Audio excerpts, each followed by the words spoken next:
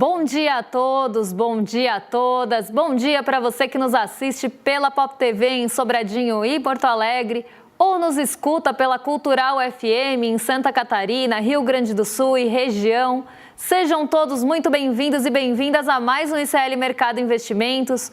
Hoje, segunda-feira, dia de já trazer ali o nosso relatório Focus, velho conhecido nosso, mas a gente não vai falar só disso, a gente vai conversar com vocês, vamos explicar para vocês o que Eduardo Bolsonaro estava querendo com aquele vídeo que ele atacou o Banco do Brasil e agora o Banco do Brasil responde na justiça. Então vamos entender o que aconteceu aí nesse meio de campo, o que ele usou para atacar o Banco do Brasil, que tipo de desinformação que ele usou, porque por mais que ele use ali alguns termos que parecem que fazem sentido, ele está usando essa informação de uma forma até meio manipulada ali para que as pessoas comecem a desconfiar do Banco do Brasil. A gente até separou um trechinho do vídeo, já peço desde já, 11h03 da manhã, eu já peço desculpa porque a gente vai assistir um trechinho para eu poder quebrar os mitos que estão sendo falados ali e ver até o que foi meio que manipulado, porque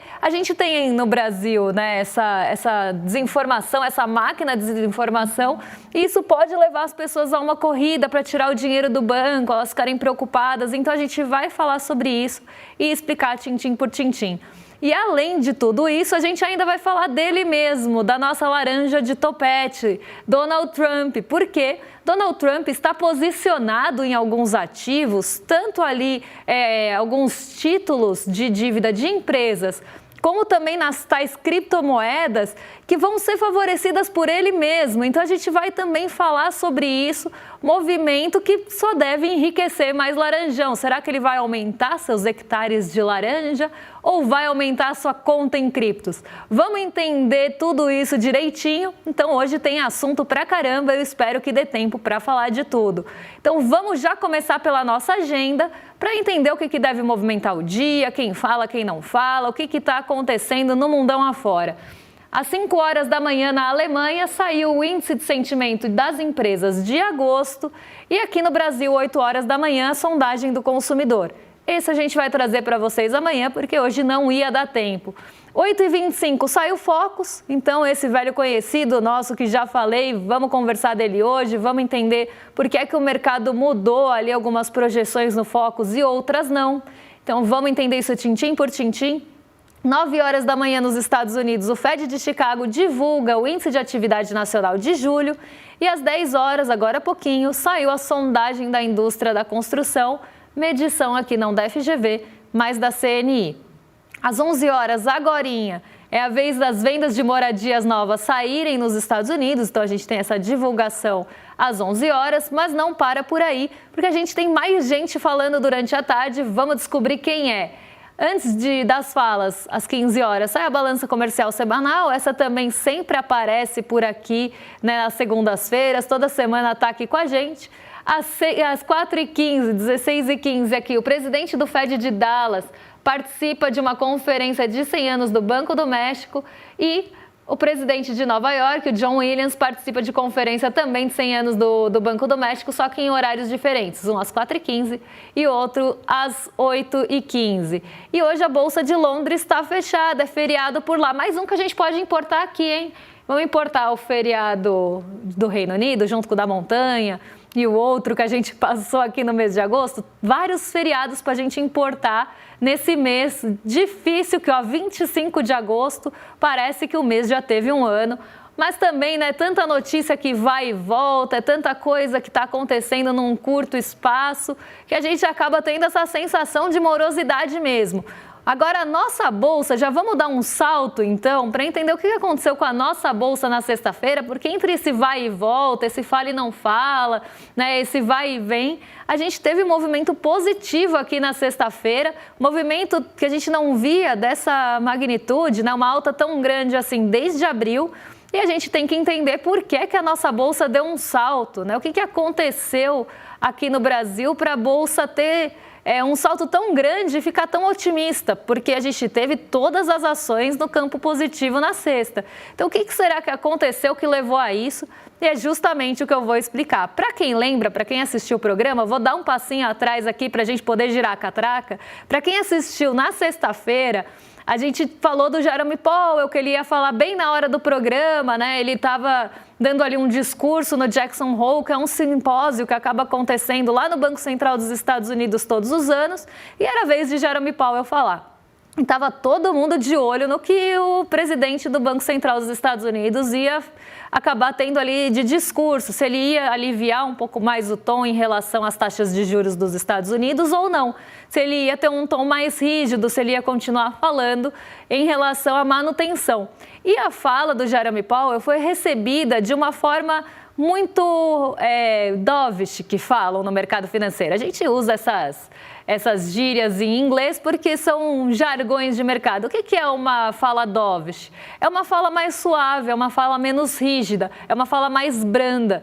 Então, a leitura da fala do Jerome Powell foi mais branda, ele foi menos rígido com ali a taxa de juros do que se esperava.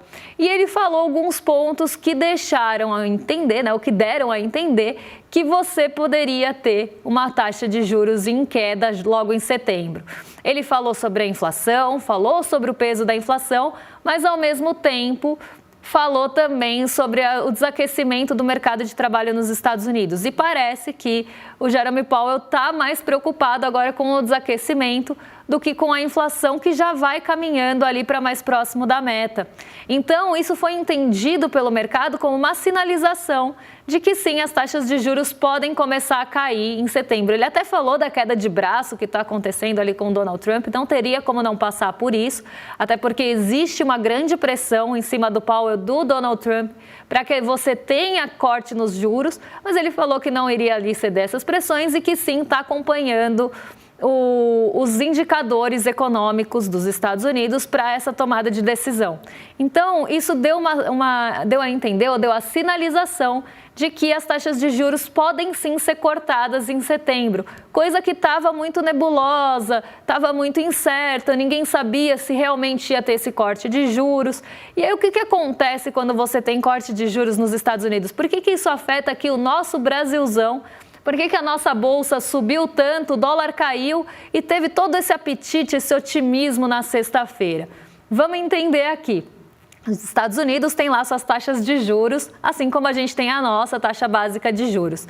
Se você tem uma expectativa que lá vai cortar juros, o que você espera? Bom, os juros lá vai pagar menos, então as pessoas, os títulos de dívida vão pagar menos, esse recurso especulativo vai buscar outro lugar para ganhar. Onde você tem uma taxa de juros real como a do Brasil, onde você tem uma taxa alta, atrativa para um país que ali não está oferecendo um risco fiscal, um risco inflacionário tão grande para receber esse recurso? O Brasilzão. Então, o que se espera? Se a taxa aqui ficar em 15 e a taxa de lá cair, o que vai acontecer com o recurso especulativo? Ele vai sair dos Estados Unidos e vai começar a buscar outros lugares para ganhar com os juros. Onde pode ser um bom destino para esse dinheiro? Vai ser aqui a nossa taxa de juros Selic. Então, isso já faz com que você tenha uma saída de recurso lá dos Estados Unidos para ganhar aqui. Bom, se a taxa de juros lá vai cair e você começa a ver também as expectativas de juros caírem, o dinheiro sai de lá para buscar ganho em outro lugar. Então, isso já deu esse pontapé inicial ali para olhar para os mercados de juros. Mas não só isso. Se você vai ter uma taxa de juros lá nos Estados Unidos que vai ficar mais baixa, para você ganhar mais do que aquela taxa, você tem que correr algum risco. Ou você vai correr o risco de um país emergente e vai botar o dinheiro na renda fixa para ganhar, por exemplo, com a nossa taxa Selic, ou você vai tirar o dinheiro de lá para correr risco no mercado de renda variável. Então, você tira o dinheiro lá da segurança dos Estados Unidos, desse refúgio, desse porto seguro, e bota o dinheiro, por exemplo, nas ações de mercados emergentes. E foi esse movimento otimista que começou na sexta, de expectativa de que esse dinheiro vai entrar aqui, e, de certa forma, esse fluxo já acontece na expectativa, então as nossas ações subiram com essa entrada de recurso. Entrou recurso aqui no Brasil, o que a gente vê? a queda do dólar. Então foi um dia, bem, pode pôr aí na tela para o pessoal de casa acompanhar o que eu estou falando, a nossa bolsa subiu 2,57, basicamente com todas as ações no terreno positivo, o dólar caiu 0,97 a R$ 5,42 e nos Estados Unidos também teve essa movimentação mais positiva, porque o dinheiro também sai da renda fixa lá, dos títulos de dívida lá, para buscar ganho no mercado de ações. Então, isso também leva esse otimismo no S&P 500, que subiu 1,52, e na Nasdaq, que subiu 1,88. Mas pode ver que nenhum dos dois subiu tanto quanto a nossa bolsa, justamente por essa busca de ganho no mercado emergente que acontece quando você tem essa expectativa de queda de juros. E mais, quando você tem essa expectativa de queda de juros, o que falam aí, né, parece que é economês, para deixar difícil, diferencial de juros vai aumentar. O que é o diferencial de juros aumentar? Bom, a gente tem uma taxa Selic que está nas alturas, uma taxa Selic que está extrapolando lá 15%, e se vai cair os juros nos Estados Unidos, você vai ganhar mais colocando dinheiro em outro mercado emergente que tem uma taxa não só nominal muito alta, mas descontada a inflação, que é a nossa taxa real, muito alta também. Então vem esse dinheiro, busca ganho aqui nessa diferença do que paga juros de um, ou que se espera que vai pagar os juros de um, com a expectativa do que se espera que vai pagar os juros do outro. Então é isso que tentam florear aí, né, deixar mais bonito, diferencial de juros, é isso que está sendo falado. E esse movimento aconteceu na sexta e teve aí um grande movimento otimista aqui na nossa bolsa, coisa que a gente não via desde abril. Nesses últimos meses a gente via a bolsa patinando muito, quando conseguia dar um respiro, logo voltava atrás. Então aqui realmente um dia mais otimista para a nossa bolsa. E agora eu vou emendar com outro assunto que também tem a ver com o mercado financeiro, que também tem a ver com o mercado de títulos, que é o nosso querido ou desquerido laranjão de topete. Porque saíram várias notícias e eu já estou acompanhando isso há algum tempo, tá? Não é de hoje que eu estou de olho nesse laranjão, porque eu já estava acompanhando ele num movimento bem esquisito com as criptomoedas. E agora saíram outras notícias envolvendo outros títulos de empresas que poderiam ser favorecidas por Donald Trump, por legislações ou por medidas do seu governo, e que agora descobriram que ele está posicionado em títulos e outros ativos dessas empresas. Então, assim, gente, eu não quero acusar ninguém de nada, mas se isso não é negociar com informação privilegiada, eu sou o quê? Um ventilador de hélice num canto de escritório. Porque o cara, o que a gente precisa entender aqui é que a gente está falando do presidente dos Estados Unidos, de uma potência mundial, de uma potência econômica mundial. Tudo que esse homem fala acaba mexendo com o mercado. Não à toa que um post dele na Truth Social mexe com o mercado também. Uma fala dele em entrevista mexe com o mercado. Ele não deveria se posicionar em nenhum ativo, né? Se a gente fosse levar a coisa a sério, ele não poderia ficar posicionado e falar, estou posicionado nesses ativos. Ele sempre conta a vantagem de aumentar patrimônio em criptomoedas, porque tudo que ele fala e tudo que ele tem de ação mexe com o preço dos ativos. Então, você tem aí uma informação desigual, porque ele sabe antes se ele vai sancionar uma lei ou não. Ele sabe antes se ele vai falar ou não. Se ele se posiciona naquilo e depois fala alguma coisa para derrubar aquele mercado ou alavancar aquele mercado, ele vai ganhar dinheiro com isso. E isso está ficando cada vez mais evidente. Aconteceu na Trump Coin, aconteceu em outros momentos também que ele acabou falando de alguns mercados, né, que a gente viu acontecer também com o tarifaço, né, aí não dá para falar que foi ele ou pessoas ligadas a ele, mas que a gente viu que informações privilegiadas acabaram sendo faladas antes do anúncio do tarifaço, então teve ali uma corrida na frente, o que deixa o mercado desigual. Então a informação está desigual aqui. Se eu sou presidente dos Estados Unidos e sei que eu vou ter um pronunciamento polêmico que vai derrubar um mercado e eu vendo antes, eu estou atuando com uma informação privilegiada que só eu tenho. Isso causa desigualdade, isso causa desequilíbrio no mercado. E é isso que essas matérias estão falando. E aí eu separei 3 para vocês, para a gente ver junto aqui, justamente sobre isso. Porque uma das leis que está sendo aprovada agora, uma das leis que foi, na verdade essa foi aprovada agora, na verdade não foi nem aprovada, foi sancionada agora, que é a lei das stablecoins lá nos Estados Unidos. Essa lei, ela flexibiliza alguns fundos terem acesso às criptomoedas, às stablecoins aqui no caso, né, que são aquelas criptomoedas um pouco mais estáveis. Deixa flexível também para que alguns fundos de previdência e pensão ali tenham acesso a esse mercado de uma forma mais facilitada. Então, é uma lei que acaba privilegiando um mercado de criptomoedas. Mercado esse que Donald Trump sempre acaba sendo ligado como uma pessoa que está aumentando o seu patrimônio. Isso eu não estou tirando de nenhum lugar, não estou tirando da minha cabeça, eu estou tirando de notícias que falam isso, né? Por exemplo, a Trump Media acumula 2 bilhões de dólares em Bitcoin e pretende continuar comprando. Então, aqui, né, uma notícia da CNN, mas tem uma da Reuters também que eu separei para vocês, que é uma outra manchete que a gente tem aqui e que eu estou tentando abrir aqui no meu computador para passar para vocês, né, o parágrafo que eu tinha separado aqui. Ó, temos a Reuters aqui na tela. Trump compra mais de 100 milhões em títulos desde a posse e mostra a divulgação. E aí a gente tem, né, algumas empresas que ele tem títulos corporativos como Citigroup, Morgan Stanley, Wells Fargo, a Meta, Qualcomm, The Home Depot, T-Mobile e United Health.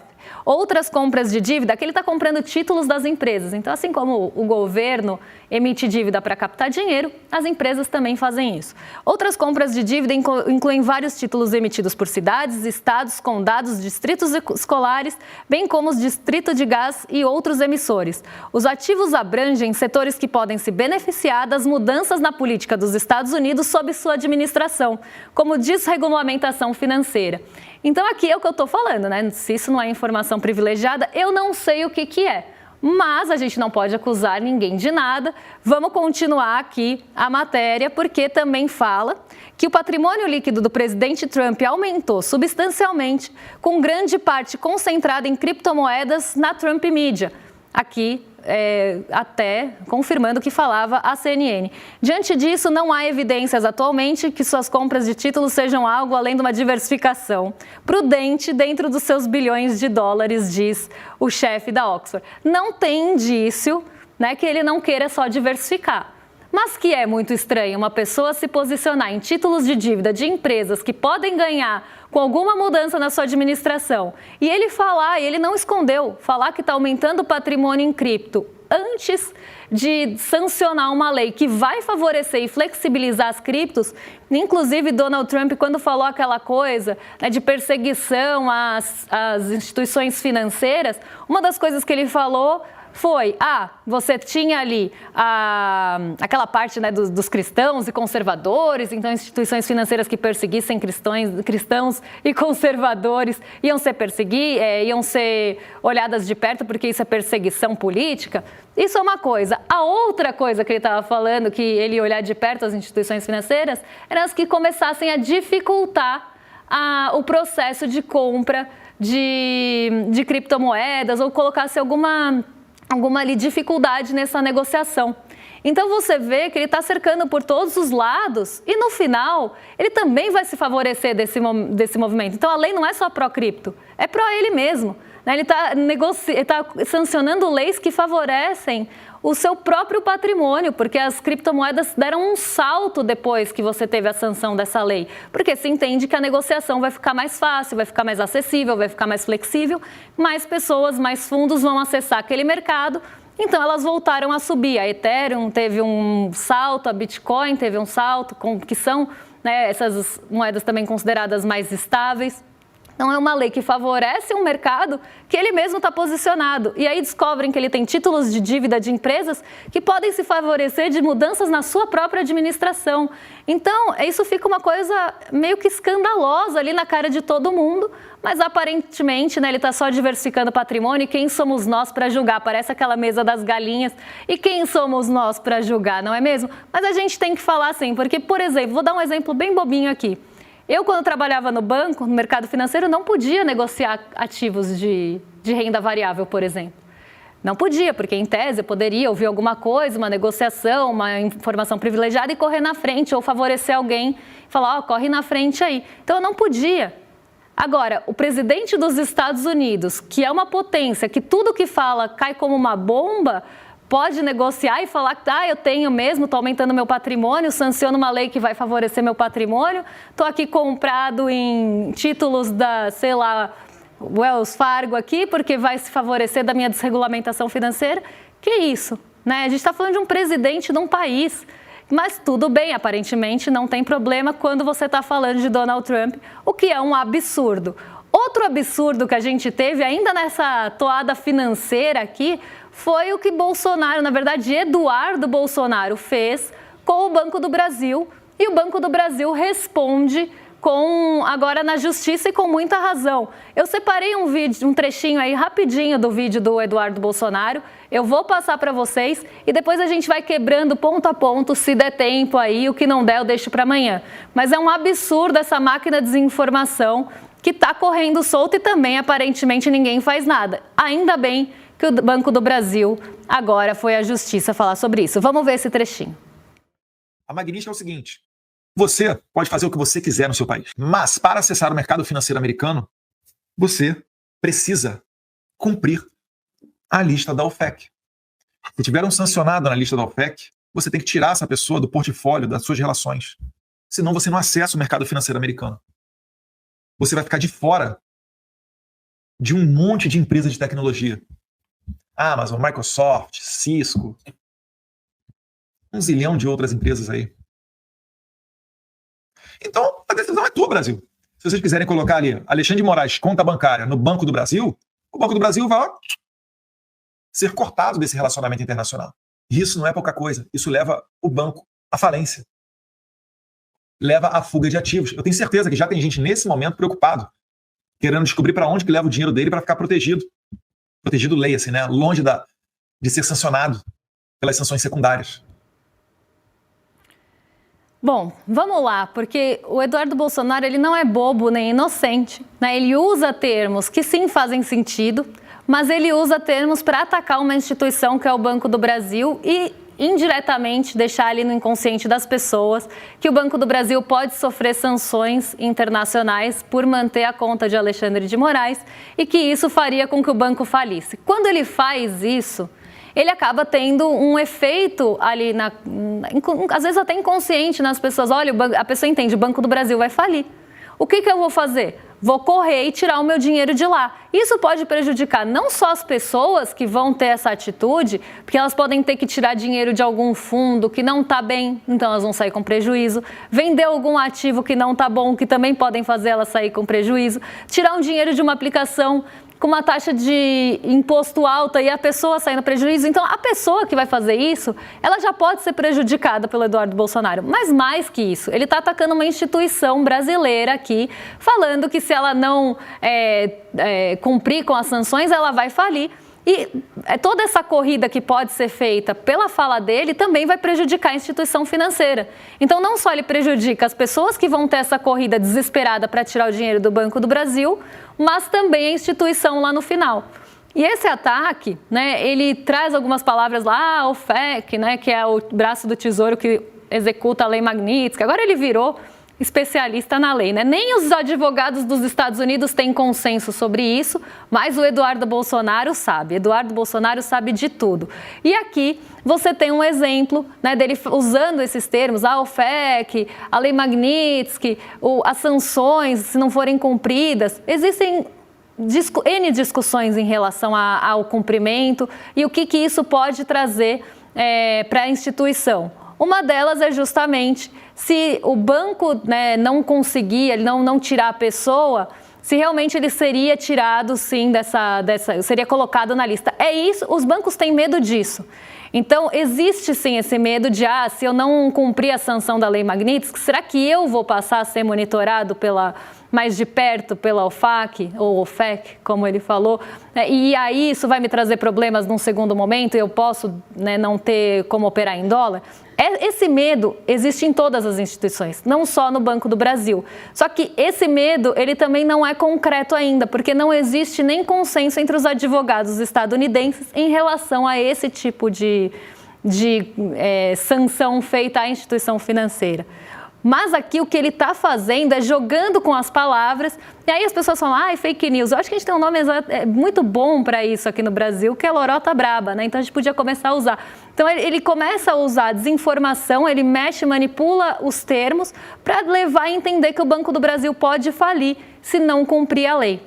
Coisa que pode acontecer, né, de uma forma muito abstrata, assim, é um salto, você está pegando uma coisa ali que é uma conta de uma pessoa que está sancionada e manter o relacionamento com ela vai fazer com que você fique ali monitorado mais de perto pelo braço do Tesouro que executa a lei, mas que sanção que vai ser imposta a essa instituição financeira? Não existe consenso. Pode ser que ela não possa ter ativos no exterior, pode ser que ela não possa operar dólar, pode ser que não aconteça nada disso, porque não existe consenso de sancionar aquela instituição financeira. E mais que isso, né, como é que você lida no território nacional com tudo isso? E as instituições, elas estão mesmo nessa sinuca. Então ele pega um fato que aconteceu, os bancos estão nessa sinuca, estão consultando advogados, distorce para dar a entender que o Banco do Brasil iria à falência por manter uma conta.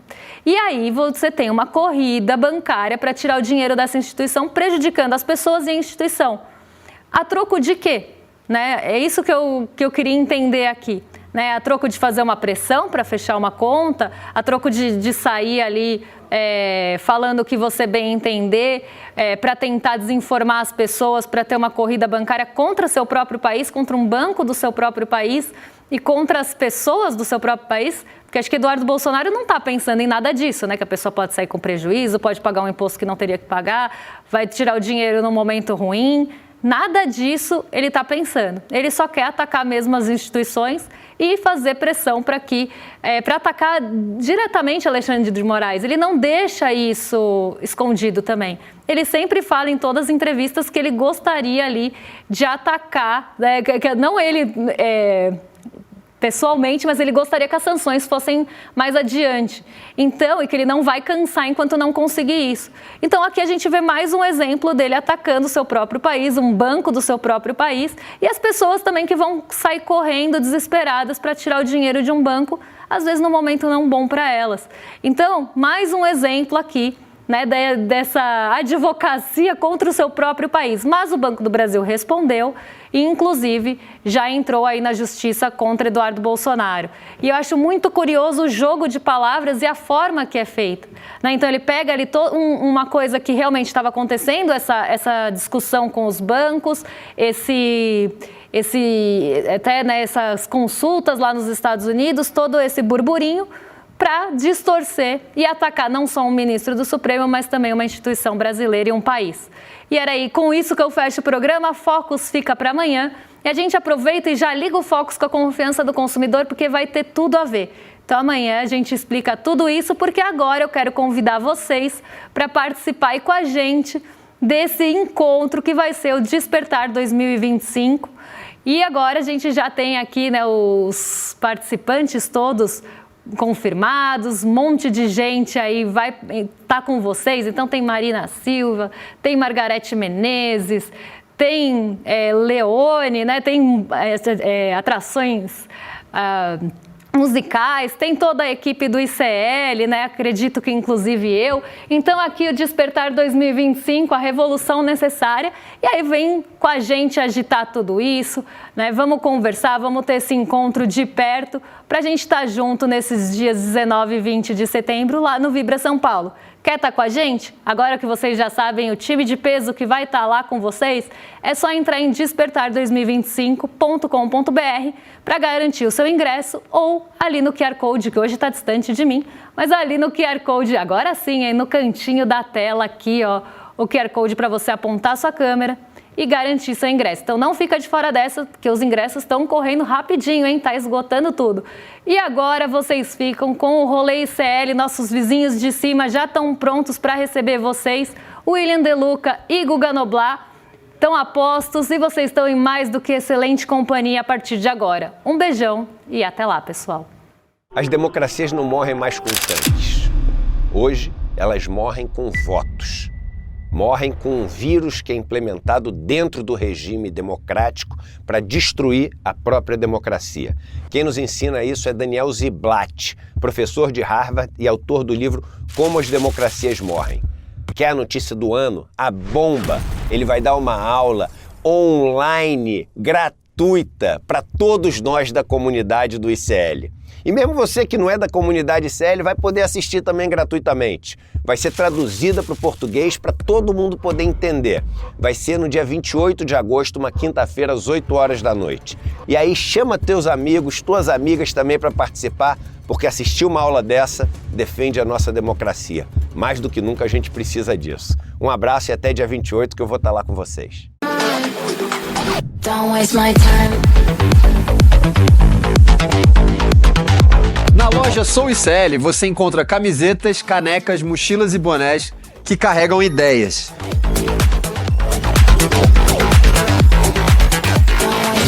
Produtos com propósito para quem acredita em justiça, consciência e transformação. All I see is you and Vista, use, leve a luta com você. Acesse souicl.com.br e escolha o que representa você. ICL, souicl.com.br, tá tudo lá. my